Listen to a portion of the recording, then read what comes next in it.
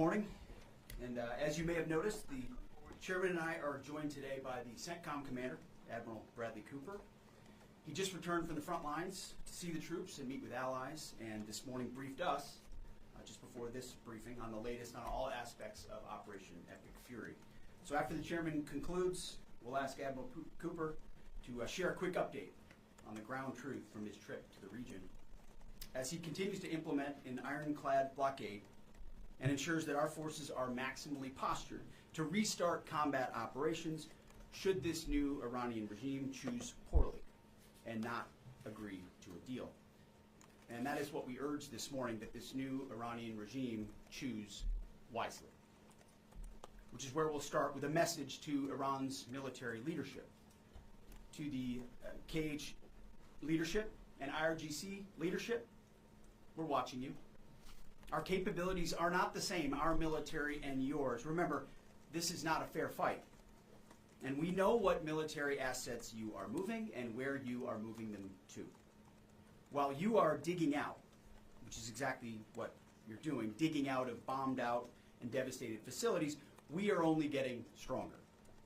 You are digging out your remaining launchers and missiles with no ability to replace them. You have no defense industry, no ability to replenish your offensive or defensive capabilities. You only have what you have. You know that, and we know that. You can move things around, but you can't actually rebuild. You can dig out for now, but you can't reconstitute. But we can. We are reloading with more power than ever before, and better intelligence, even more importantly, better intelligence than ever before, as you expose yourself with your movement to our watchful eye. We are locked and loaded on your critical dual-use infrastructure, on your remaining power generation, and on your energy industry. We'd rather not have to do it, but we're ready to go at the command of our president and at the push of a button. This blockade, which the chairman will detail this morning, is the polite way that this can go. Your energy is not moving and will not move, and we can do this all day. But it's not destroyed yet. Your energy industry is not destroyed yet. You like to say publicly, Iran, that you control the Strait of Hormuz, but you don't have a navy or real domain awareness. You can't control anything. To be clear, threatening to shoot missiles and drones at ships, commercial ships that are lawfully transiting international waters, that is not control. That's piracy. That's terrorism. The United States Navy controls the traffic going in and out of the strait because we have real assets and real capabilities. And we're doing this blockade, performing it with less than 10% of America's naval power. The math is clear. We're using 10% of the world's most powerful navy, and you have 0% of your navy. That's real control, and we have a long track record of dealing with pirates and terrorists. But there is an alternative. As our negotiators have said, you, Iran, can choose a prosperous future, a golden bridge, and we hope that you do for the people of Iran. In the meantime, and for as long as it takes, we will maintain this blockade, successful blockade. But if Iran chooses poorly, then they will have a blockade and bombs dropping on infrastructure, power, and energy. And at the same time, Treasury Secretary Scott Bessent and our friends over at Treasury are launching Operation Economic Fury as well, maximizing economic pressure across the entirety of the government. To Iran, choose wisely. The world watched, and so did you, as the U.S. military moved seamlessly from major combat operations to a world-class blockade. We can make that transition again, very quickly, and even more powerfully than ever. At the direction of President Trump, the War Department will ensure that Iran never has a nuclear weapon. Never. We'd prefer to do it the nice way, through a deal led by our great vice president and negotiating team, or we can do it the hard way. We urge this new regime to choose wisely. Speaking of choosing wisely, a note to the press corps, to the American media, as I just can't help but notice the endless stream of garbage, the relentlessly negative coverage you cannot resist peddling, despite the historic and important success of this effort and the success of our troops. Sometimes it's hard to figure out what side some of you are actually on. It's incredibly unpatriotic. This same press corps, not this exact same press corps, but at least an older press corps, bent over backwards during the Biden administration to explain away the disastrous and disgraceful Afghanistan withdrawal. You called it the greatest airlift in American history. It's almost like you're cheering only for one side. This past Sunday, I was sitting in church with my family, and our minister preached from the book of Mark, the 3rd chapter. And in the passage, Jesus entered a synagogue and healed a man with a withered hand. The Pharisees came to watch. And as the scripture reads, they came to see whether Jesus, would heal him, or he would heal him on the Sabbath, so that they might accuse him. You see, the Pharisees, the so-called and self-appointed elites of their time, they were there to witness, to write everything down, to report. But their hearts were hardened. Even though they witnessed a literal miracle, it didn't matter.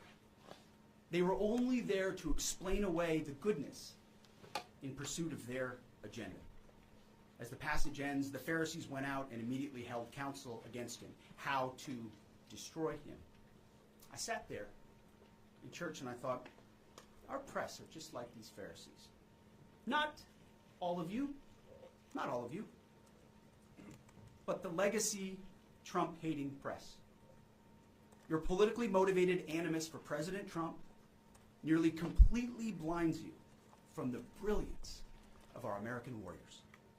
The Pharisees scrutinized every good act in order to find a violation, only looking for the negative.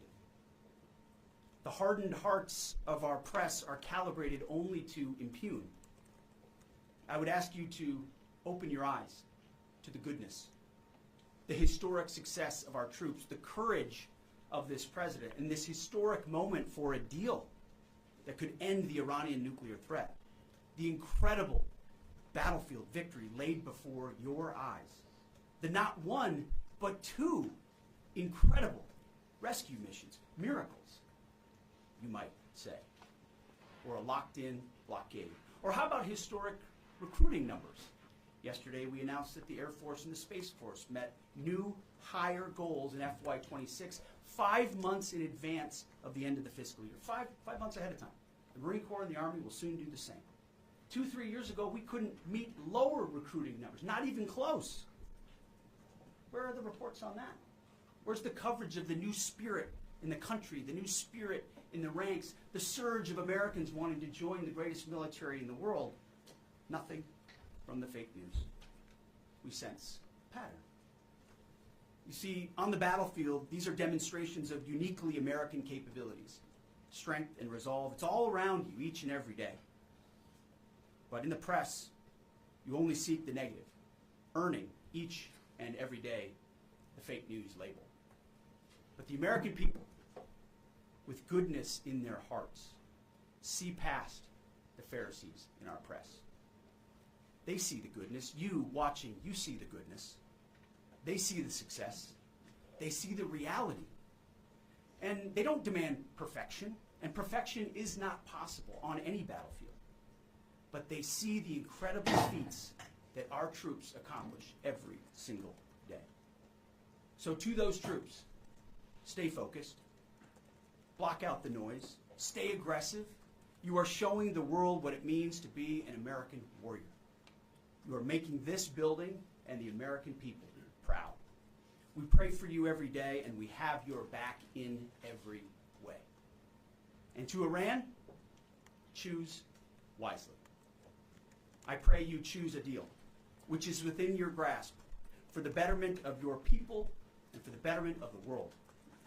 In the meantime, the War Department is locked and loaded. Mr. Chairman, over to you.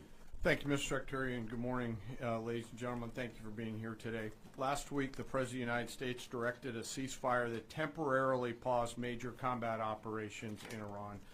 The unprecedented effort by America's joint force during Operation Epic Fury set the conditions for this ceasefire. And as the Secretary said, I'd like to emphasize during this pause that the United States joint force remains postured and ready to resume major combat operations at literally a moment's notice. This morning, I'd like to give you an update on the ongoing blockade in the CENTCOM AOR area of responsibility. On Monday, 13 April at 10 a.m. Eastern Standard Time, at the direction of the President, America's joint force began implementing a blockade against Iran under the leadership of Admiral Cooper and the team at CENTCOM.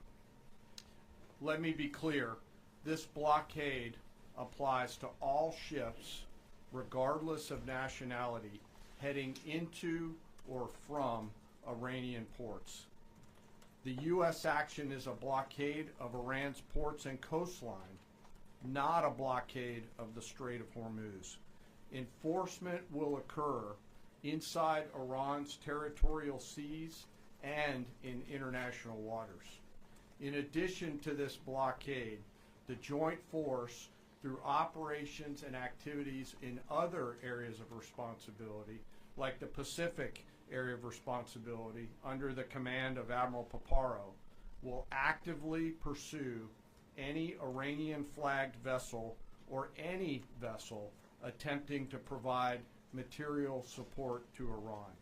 This includes dark fleet vessels carrying Iranian oil. As most of you know, dark fleet vessels are those illicit or illegal ships evading international regulations, sanctions, or insurance requirements. More than 10,000 sailors, Marines, and airmen, over a dozen ships and dozens of aircraft are executing this mission. And let me walk you through this operation a little bit. Please go to the first slide. First to the graphic. This is taken before the blockade began. North is up. You can see the blockade line here in the center of the graphic, denoted by the red dashed line. This map is a pull from our common operating picture that we use to allow commanders and key leaders to see what is happening in near real time. We just grabbed screen grabs to highlight the actions and activities. What is not shown is how incredibly congested this area is and the incredible work that our sailors are doing to ensure that they can work in and around an incredibly busy water space. What is also not depicted here is the massive force of fighters, intelligence aircraft, helicopters, and other embarked forces, to include aerial refueling tankers that are up overhead this blockade area. You'll note that U.S. forces are in blue, Iranian ships are in red, and as we started this blockade, there were 7 ships of interest that were of concern for U.S. Central Command. Through a variety of intelligence tools and with the assistance of the Office of Naval Intelligence and other intelligence agencies, the force began to hunt for potential interdictors at 10 a.m. Eastern Standard Time. Next slide, please. It's now 12:40 Eastern Daylight Time, 2 hours and 40 minutes into the blockade, as attempted blockade runners attempt to hop the line. U.S. forces began to commit. Out in front of them was a range of intelligence, surveillance, reconnaissance, and tactical assets.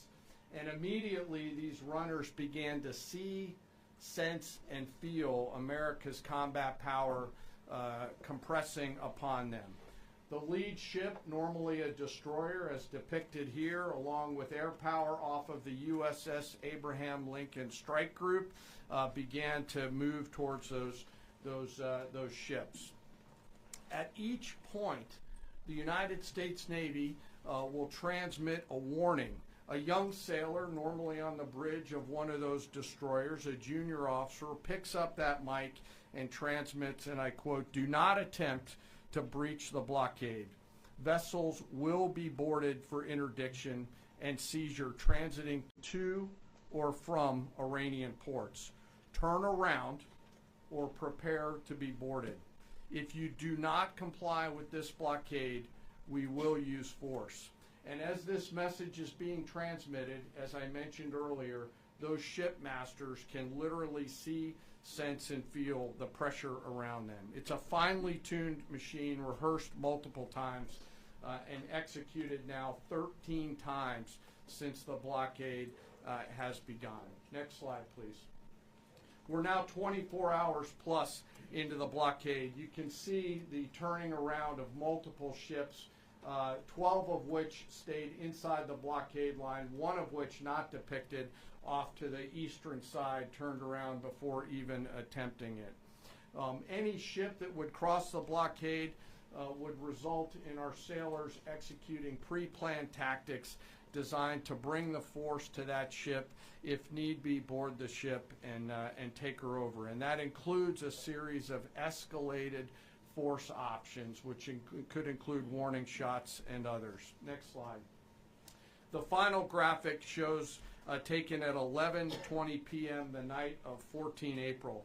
You can see that the captains of all these ships have made the wise decision not to move, transit, or run this blockade.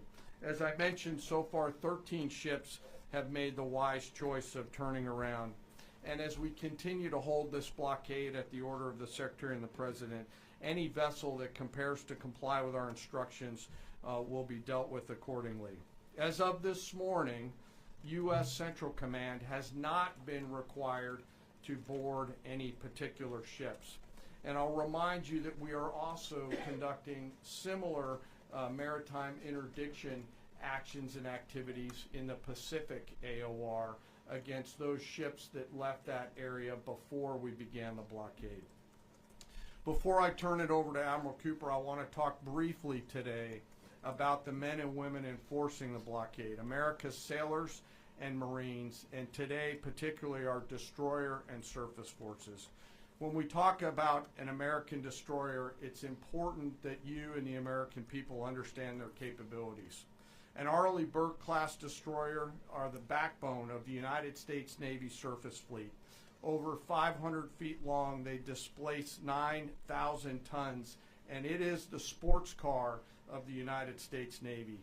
From the keel to the mast, they stand nearly 10 stories tall, and their 4 gas turbine engines can drive the ship at 30-plus knots.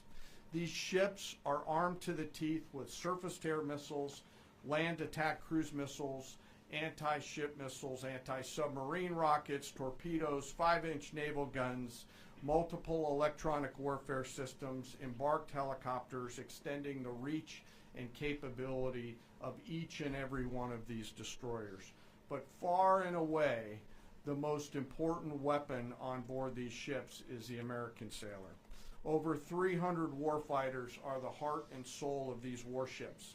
At sea, sometimes for months, and these ships out in the CENTCOM AOR have been out there for months. They operate around the clock in a constant state of readiness, always delivering for our joint force.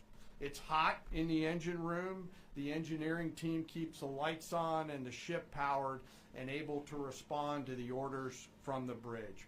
On that bridge, our sailors maintain a constant watch, maneuvering the ship tactically and safely through always congested water space. And there is a lot out there. It is like driving a sports car through a supermarket parking lot on a payday weekend with thousands of kids in that parking lot as you attempt to maneuver through there to get to that ship that would attempt to run that blockade. Down in the Combat Information Center, the CIC, the Tactical Warfare Center of the ship, that is where the decisions are made. As threats appear, these young sailors are making real-time decisions on how to identify these threats and handle them, and they always deliver. These ships are run by the youngest sailors in our surface warfare Navy. The helmsman, the sailor on the watch at the bridge, is normally just between 18 to 19 years old, and they are trusted to drive this warship through that supermarket parking lot without hitting anything. The conning officer, an equally young commissioned officer who's normally just a few years out of college, is the ones that are giving that young helmsman the orders on where to take that American warship to execute the mission that the Secretary and the President has given us. These are incredibly well-trained sailors. They are led by incredible leaders, salty, experienced leaders, and trusted with deep responsibility. And I'm so humbled and proud of America's Navy. These sailors choose to take the road less traveled to go into the historic surface Navy, and they deliver every single day. Finally, as I often do, I want to highlight one of those surface sailors today and remember our fallen. Today we remember Ensign Robert Thompson of the U.S. Laffey, who died on this day in 1945 in the Battle of Okinawa. He was killed while fighting a fire along with 31 others as 2 Japanese kamikaze aircraft hit their ship. He passed away 1 week after his 22nd birthday and was posthumously awarded the Navy Cross. We remember Ensign Thompson today and all of our World War II vets who continue to give us the gift of a great example. And those surface warfare sailors who are out there doing the job right now take the courage, grit, and determination that those World War II vets gave us into these actions and activities that they're tasked to do every single day. So now I'd like to turn it over to Admiral Cooper to give us a readout of his recent trip to the region. Well, good morning, and Mr. Secretary, thank you for the kind invitation, and Chairman, great to join you. It's a real honor to be here representing the more than 50,000 American service members deployed throughout the Middle East today, supporting operations. And it's great to have the opportunity to highlight the tremendous efforts our warfighters operating forward and the important partnerships with regional allies that continue to thrive. In fact, yesterday I returned from my second trip to the Middle East in the past 15 days. 2 very different visits, one during our offensive operations against Iran, and the second in this most recent trip during the ongoing ceasefire. Very different. During both of my recent trips, I visited with our troops who were deployed across the region in more than 70 different locations, in a distance that largely spans between Florida and Arizona. I've long believed that every success that we have starts and ends with our people, and boy does this shine through brightly. During these visits, I had the privilege of personally recognizing more than 100 servicemen and women for their extraordinary valor, their courage, and their initiative under fire and delivering fire. And every time I interact with these young men and women downrange, I am deeply inspired by their courage, their resilience, and their unwavering commitment. The stories are remarkable. In many cases, you've seen this play out over TV. Fighter pilots who took out Iranian missile launchers in the moments prior to their launch against Americans and our partners, and who hit key military targets in and around Tehran on the attack more than 13,000 times. I met with some of the teams that helped to bring our F-15 airmen home safely from Iran and heard first-person accounts of the stories. Absolute heroes. I spent time with our troops who are employing cutting-edge tactics and technology for the first time in warfare. I won't be able to talk about what those are, but these young men and women are breaking new ground. It's incredibly inspiring. I met with teams who launched our own one-way attack drones into Iran. These were originally Iranian-designed drones. We brought them back to America, took the guts out, put a made American stamp on them, and fired them right back to Iran. Very effective. I met with teams who are employing AI every single day to help us sift through vast amounts of information to help us make decisions faster. And importantly, humans are always in the loop in this process. I met with our Space Force teams and our cyber specialists, whose work cannot be discussed, but who serve with indispensable impact. I met with our logisticians and sustainers all over the region. There is just no military that executes logistics like the U.S. military. This group is doing exceptional work, moving thousands of tons every single day. I met with our air defenders who shot down Iranian ballistic missiles. My message for this group in particular is that their actions most certainly saved thousands of lives across the Middle East during Epic Fury. And all told, my personal assessment is, after these couple of trips, is our troops are highly motivated, they're focused, they're vigilant, and they're ready. And they're using this time to do a couple of things. We're rearming, we're retooling, and we're adjusting our tactics, techniques, and procedures. There's no military in the world that adjusts like we do, and that's exactly what we're doing right now during the ceasefire. A little note about partners.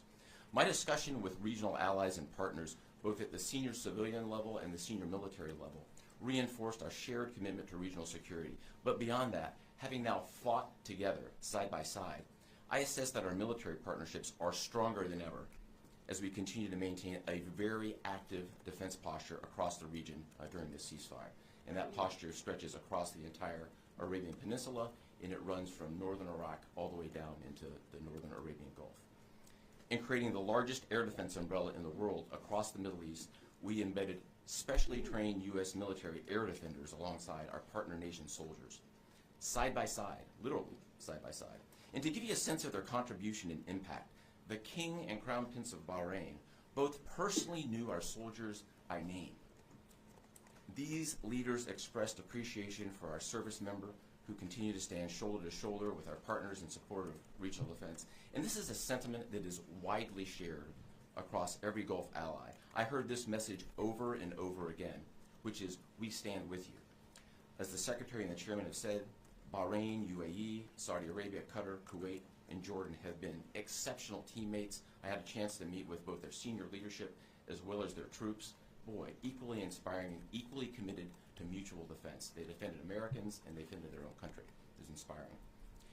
And there's been no better teammate than Israel. Together, the four best air forces in the world, the Israeli Air Force, the U.S. Air Force, and the air forces of the U.S. Navy and U.S. Marine Corps, together met and exceeded our own military objectives over and over again. Twice in the past 2 weeks, I've met with the Israeli Chief of Defense to ensure that we remain closely aligned, and we do. And then finally, let me just close by saluting the brave men and women who are in uniform and who continue to answer the call with unrivaled lethality, great teamwork, and resolve. We've asked them to stay ready during this period, and that's exactly what they're doing.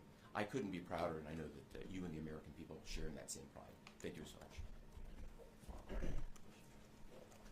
All right, we'll take a few questions. Go ahead. Thank you. Alexandra Ingersoll, One American News. How is the Iranians' decimated command and control affecting the ceasefire at this juncture? Ergo, how are we enforcing a ceasefire with an enemy who has virtually no command and control? And then one other question about the Houthis being, have the Houthis been an issue in the Straits of Hormuz and the Bab al-Mandab Strait at the Red Sea, or are we tracking that militarily? Appreciate that. On the ceasefire front, it's right. Their command and control capabilities are highly degraded. So their ability to talk, see, sense is at the worst it's ever been. But their motivation to want to stay in the ceasefire is very high because they understand that a violation of that ceasefire means a commencement, once again, of Admiral Cooper's forces, which went very poorly for them. So they have a high incentive to maintain that ceasefire, even though they can't talk and organize as well as they'd like to. And as far as the Houthis, thus far, they have stayed out of it, which, of course, we think is a good decision by them, and I think is a reflection of the fact that over a year ago in Operation Rough Rider, we had an ongoing and intense campaign that demonstrated American capabilities, which has them hesitating to want to do something on that strait, which I think would be a poor choice. Right. Good morning, Mr. Secretary, gentlemen. David Zier, Real America's Voice. As commercial shipping ramps up, there was 130 ships a day going through there. As that happens, ships have to anchor up, right, and wait to pass through the narrow strait. Is there any progress with an international force to phase out U.S. military-led escorts or other? Is anyone stepping up to do that? It's a great question. Long term. They should be. There's a lot of talk, and what we've seen in this conflict from allies, and there's a lot of talk, except for the ones that were mentioned by Admiral Cooper in the region who've been phenomenal. Other allies have talked a lot and haven't done anything. And as the President has pointed out, this is a waterway that the American commerce doesn't use all that much. We don't rely on the energy coming out of the Strait of Hormuz, but Asia does, and Europe does, and large parts of the rest of the world do.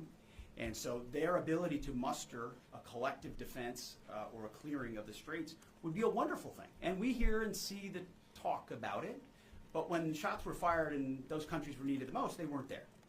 They weren't in the strait. They weren't alongside us. Their leaders weren't rallying what they have of their navies. If they decide after CENTCOM does the heavy lifting, which again they should be able to do, we should live in a world where other countries can defend waterways, not just the United States Navy. Should that conclude, which we believe it will, then we would welcome other countries coming in after the fact. But you can't live in a world in perpetuity, and this is a message to the rest of the world and our allies, where you just rely on America to continually do the heavy lifting. Oh, Iran might get a nuclear bomb. Who's going to do something about it? America. And America only. Other allies need to invest in their capabilities so they can project power and do basic tasks like clearing a strait. So we're not counting on it, but it would be wonderful to see it if it ever materialized. Yes? Yes, Mr. Secretary, thank you all for your time. I have a couple questions. I know you said a few weeks ago that Iran's supreme leader was wounded and disfigured. Do you have an update on whether he's even alive at this point? And then another question for you. Iranian embassy accounts are sharing an AI video of Jesus Christ kind of bloodily killing President Donald Trump. Does the Pentagon have a response to this, including the fact that this AI Jesus is casting Trump into hell? And then finally, for Admiral Cooper, could you speak to us about the morale of the American service members that you're seeing in the Middle East? I think Americans are really interested in what their experiences and testimonies are like. As far as the status of the individual you mentioned, I believe it's the same. Not a lot coming from him right now, understandably so, a lot of fear. Believed to be alive, wounded, and disfigured. Status remains the same. As far as a video like that, of course, that's disgusting and detached from reality. Iran says a lot of things in the propaganda space based on complete lies, and their actions have been lies. Oh, we don't target. We see missiles going into civilian facilities and hotels in the Gulf states. They say we only target military targets as you watch drones and missiles go into. So they are going to misrepresent, lie, spin in a multitude of ways, which we are quite used to. Ultimately, they need to come to the table and make a deal. And I'll hand it over to Admiral Cooper, please. Yeah, I would just reiterate my previous comment. Morale is very high. And anyone in the military can take about 2 seconds to figure out what morale looks like by meeting around with the people. And it is crystal clear. These are motivated young men and women. I had the wonderful privilege of writing a letter early on in the operation to the team forward. And I told them this was going to be a mission of extreme consequence. And serving at a time where you are making a difference, consequential, as the Secretary and the Chairman have described over and over again, is incredibly and deeply meaningful. And I think that's the key part of the drive, as well as being great teammates across the board. It's a privilege to watch. Jerry. Thank you. Jerry Delmevio with Just the News. I have a couple of questions. First is some critics of the Trump administration policy, including former NCTC Director Joe Kent, have attempted to claim that the Trump administration's policy of zero enrichment for the Iranians is not actually President Trump's policy, but was foisted upon him by the Israelis. Looking back, doing a bit of a refresher for myself, I saw that zero enrichment was the Trump State Department's policy in the first admin. Just stop for a second. As someone who, unlike the individual you referenced, is in the presence of the president nearly every day and has been inside every single key meeting that has happened surrounding the idea of Operation Epic Fury, not a single thing has been foisted upon the President of the United States. President Trump makes his own decisions about the interests of this country and defending our interests, and then working with allies and partners, in this case, Israel, who's got a lot of will and a lot of capabilities, which we're grateful for. Nothing gets foisted on President Trump. So those people who were not in those meetings who like to say things about that are just flat wrong. I have a quick one for Admiral Cooper, if that's Sure. okay. Thank you, sir, and thank you for being here.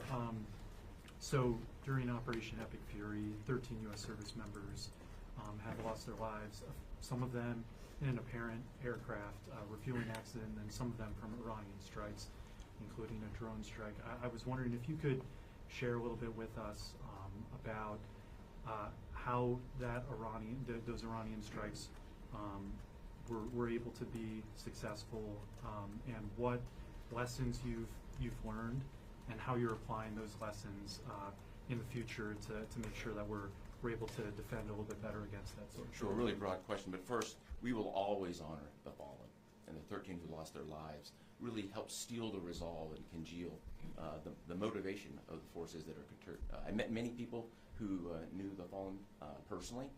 I met many who were reported as wounded and are back. 90% of those who have been wounded have been back to duty. It gives you a sense of purpose and motivation. We have collected dozens, if not hundreds, of lessons learned. And as we sit here right now, the Joint Force across the board is taking them and very tactically applying them right now, right here, right now. If I think about a football analogy, if it's halftime or between the third and fourth quarter, great teams are always adjusting, and we are certainly a great team, and that's what we're doing right now, taking the lessons and applying them in a meaningful way. What those are, I'm not going to talk about. I'll say they extend also outside of CENTCOM and across the rest of the Joint Force. We are a learning organization, so adversaries around the world should recognize that and be aware of that. No doubt. And likewise, I mean, the chairman and I have had the opportunity to greet those 13 and their families at Dover, and it does steel our resolve. And I can just attest to the planning that went into every aspect of this, and force protection, ensuring that CENTCOM has whatever it needs and that they're taking the proper posture has always been a number one in this effort. Last question. Thank you, Secretary Hexet. There's reporting that says U.S. intelligence indicates China is preparing weapons shipments to Iran during this ceasefire. What's your reaction? Are these reports accurate, and what would be the consequences for the Chinese if they move forward with these shipments? Well, as you know, President Trump has a very strong and direct relationship with President Xi, and they've communicated on that, and China has assured us that that indeed is not going to happen, and in the spirit of the meeting they'll have next month.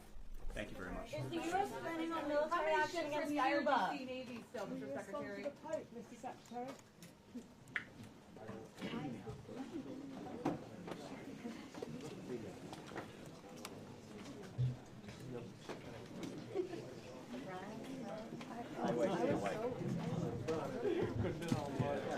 I'm so sorry, I bumped it. The camera fell off my shoulder.